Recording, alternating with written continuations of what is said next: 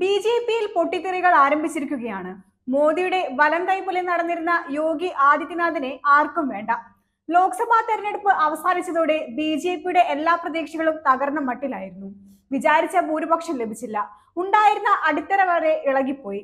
ഇപ്പോൾ ഇതാ ഉപതെരഞ്ഞെടുപ്പ് വരാനിരിക്കെയാണ് ബി.ജെ.പി നേതാക്കൾ യോഗിക്കെതിരെ തിരിഞ്ഞിരിക്കുന്നത്.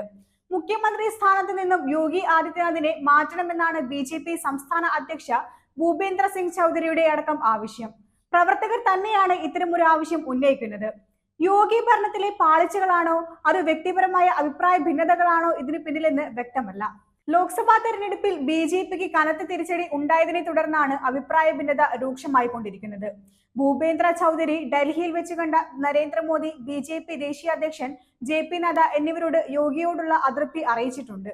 ഇതിലിപ്പോൾ ശരിക്കും പ്രശ്നത്തിൽ അകപ്പെട്ടിരിക്കുന്നത് മോദിയാണ്. അതായത് യോഗിയെ അത്ര പെട്ടെന്ന് നീക്കം ചെയ്യാനുമാവില്ല. എന്നാൽ ചൗധരിയുടെ അഭിപ്രായത്തെ തള്ളിക്കളഞ്ഞാൽ അത് മറ്റു പ്രശ്നങ്ങളിലേക്ക് വഴിവെക്കുകയും ചെയ്യും. സർക്കാരിൽ അഴിച്ചുപണി നടത്തണമെന്നാണ് ഇവരുടെ ആവശ്യം. ഉപമുഖ്യമന്ത്രി കേശവ് പ്രസാദ് മൗര്യയും നേതാക്കളോട് തന്റെ അതൃപ്തി അറിയിച്ചിട്ടുണ്ട്. യോഗിയെ വിമർശിച്ചുകൊണ്ട് പല നേതാക്കളും രംഗത്ത് വരുന്നുണ്ട്. അവരെല്ലാവരും ഉന്നയിക്കുന്ന ഒരേ ഒരു ആവശ്യം യോഗി ആദിത്യനാഥിനെ മുഖ്യമന്ത്രി സ്ഥാനത്ത് നിന്നും നീക്കുക എന്നതാണ്. യോഗിയെ മാറ്റിയുള്ള ഒരു പരിപാടിക്കും കേന്ദ്ര നേതൃത്വം തയ്യാറല്ല. പ്രശ്നങ്ങൾ കൂടുതൽ രൂക്ഷമാകാനാണ് സാധ്യത. കേന്ദ്ര ബി.ജെ.പി നേതൃത്വത്തിനെ കൂടുതൽ സമ്മർദ്ദത്തിലേക്ക് നയിച്ചിരിക്കുകയാണ് ഈ വിഷയം. ഇതിലൊന്നും തലയിടാതെ കേട്ട മട്ടുപോലും ഇല്ലാതെയാണ് ഇപ്പോൾ യോഗി ആദിത്യനാഥിന്റെ പോക്ക്. വരാനിരിക്കുന്ന നിയമസഭാ ഉപതെരഞ്ഞെടുപ്പ് ചർച്ചകളുടെ പുറകെയാണ് അദ്ദേഹം. ഇവർ എന്തൊക്കെ പറഞ്ഞാലും തന്റെ കാര്യത്തിൽ ഇടപെടാൻ കേന്ദ്രം വരില്ല എന്ന ഉറച്ച വിശ്വാസം യോഗിക്കുണ്ട്. അതിനാൽ തന്നെയാണ് തനിക്കെതിരെ ഇത്രയും ആക്ഷേപങ്ങൾ ഉയർന്നു വന്നിട്ടും യോഗി മൗനം പാലിക്കുന്നത്.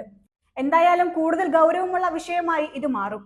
ഇതിൽ കേന്ദ്രം ഒരു തീരുമാനം എടുത്തില്ലെങ്കിൽ ഭൂപേന്ദ്ര സിംഗ് ചൗധരി അടക്കമുള്ള നേതാക്കൾ കൂടുതൽ കടുത്ത തീരുമാനങ്ങളിലേക്ക് കടന്നേക്കാം.